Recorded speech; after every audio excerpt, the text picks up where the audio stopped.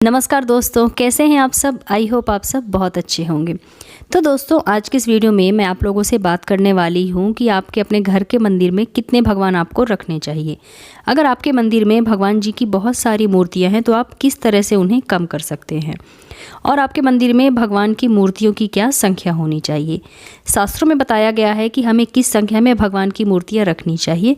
घर के मंदिर में हमने जो मूर्तियाँ रखी हैं उनका आकार क्या होना चाहिए, और वीडियो के अंत में मैं आप लोगों से बताऊंगी कि ऐसे कौन से भगवान हैं जिन्हें हमें पूजा स्थल में ज़रूर रखना चाहिए। तो आइए वीडियो शुरू करते हैं। तो दोस्तों, बहुत सारे लोगों के मन में ये सवाल रहता है कि हमारे पूजा घर में भगवानों की बहुत अधिक मूर्तियाँ हो गई हैं जिनकी सेवा हम नहीं कर पाते हैं।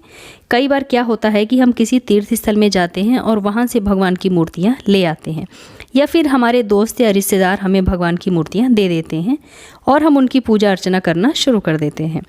लेकिन हमारा अधिकतर समय तो उनकी सेवा में ही चला जाता है, या फिर हमें इतने सारे भगवान की सेवा करने का समय ही नहीं मिल पाता, या फिर हमारे पूजा घर में भगवान को रखने की जगह ही नहीं होती है। तो हम भगवानों को एक के सामने एक रख देते हैं, जिससे भगवान की एक दूसरे पर छाया पड़ती है, और इस तरह से भगवानों को पूजा ग्रहण नहीं हो पाती है, क्योंकि वो हमें दिखते ही नहीं हैं। तो दोस्तों, हमें अपने घर के मंदिर में या पूजा घर को बिल्कुल साफ़ सुथरा रखना चाहिए। वह कम देवी देवता हमें रखने चाहिए। शास्त्रों के अनुसार आपको अपने पूजा घर में 3 देवी जी की प्रतिमा नहीं रखनी चाहिए, 3 गणेश जी की मूर्ति नहीं रखनी चाहिए, 2 शंख नहीं रखने चाहिए, 2 गोमती चक्र भी आपको नहीं रखने चाहिए, और 2 सूर्य भगवान की प्रतिमा भी आपको नहीं रखनी चाहिए, और आपको 2 शिवलिंग भी नहीं रखने चाहिए।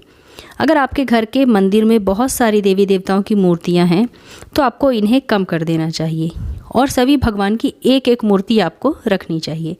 अब बात आती है कि आप अपने घर की मूर्तियों को कम कैसे कर सकते हैं। देखिए, रोज़ रोज़ पूजा पाठ करने से हमें भगवान से लगाव हो जाता है और हम सोचते हैं कि अब हम क्या करें।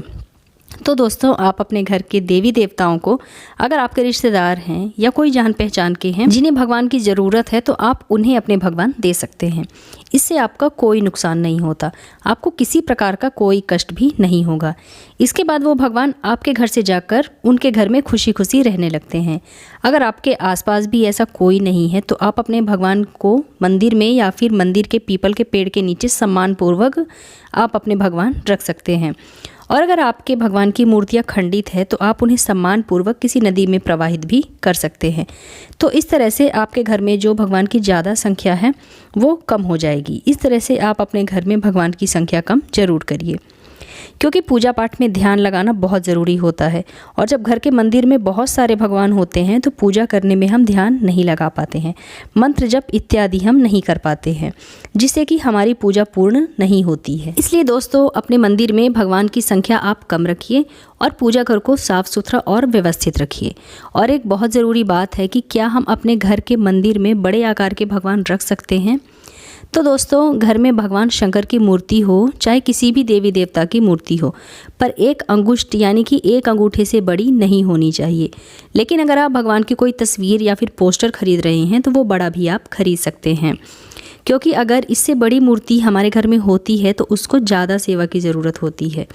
मंदिर जैसी सेवा की ज़रूरत हमें उनकी करनी पड़ती है, क्योंकि अगर छोटी मूर्ति है तो उनकी सेवा करना और उन्हें भोग लगाना बहुत आसान होता है। अगर छोटी मूर्ति है तो आप भगवान को कैसे भी घर में आप रख सकते हैं। और मूर्ति खरीदते समय इस बात का भी ध्यान आपको रखना बहुत ज़रूरी होता है कि आप जो भी मूर्ति खरीद रहे हैं वह मूर्ति पोली नहीं होनी चाहिए। किसी भी मूर्ति को पोला नहीं होना चाहिए, चाहे वह लक्ष्मी जी की मूर्ति हो, गणेश जी की मूर्ति हो, शिवलिंग हो, किसी भी भगवान की मूर्ति हो, वह ठोस होनी चाहिए।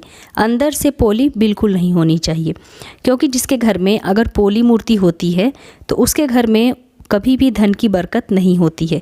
कितना भी आप कमा कमा कर लाएंगे लेकिन वो कहीं नहीं दिखेगा, और हमेशा धन की कमी बनी रहेगी। अगर आपके पास पोली मूर्ति है तो आप क्या कर सकते हैं, बाज़ार से आप मोम लाकर या फिर लाख लाकर पिघलाकर उनको मूर्ति के अंदर आप भर सकते हैं और उन्हें ठोस बना सकते हैं। फिर वह मूर्ति पोली नहीं कहलाएगी। अब आखिर में दोस्तों, मैं आप लोगों को बता देती हूँ कि हमें अपने घर में कौन से भगवान की मूर्ति ज़रूर रखनी चाहिए। दोस्तों, जैसा कि आप सब जानते ही हैं कि हमारा शरीर 5 तत्वों से मिलकर बना होता है। तो इन 5 तत्वों के जो देवता हैं उनका हमारे घर में होना बहुत ही आवश्यक है। उनकी पूजा करने से हमारे शरीर को बल मिलता है। तो जल तत्व के देवता हैं गणेश जी, वायु तत्व के देवता हैं विष्णु जी, पृथ्वी तत्व के देवता हैं शिव जी, आकाश तत्व के देवता हैं सूर्य भगवान और अग्नि तत्व की देवी हैं माँ दुर्गा।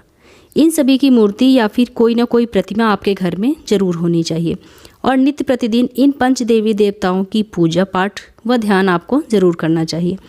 इससे आपके शरीर को असीमित बल व ऊर्जा मिलती है और आपके जीवन में आपको खूब तरक्की व धन समृद्धि भी मिलती है।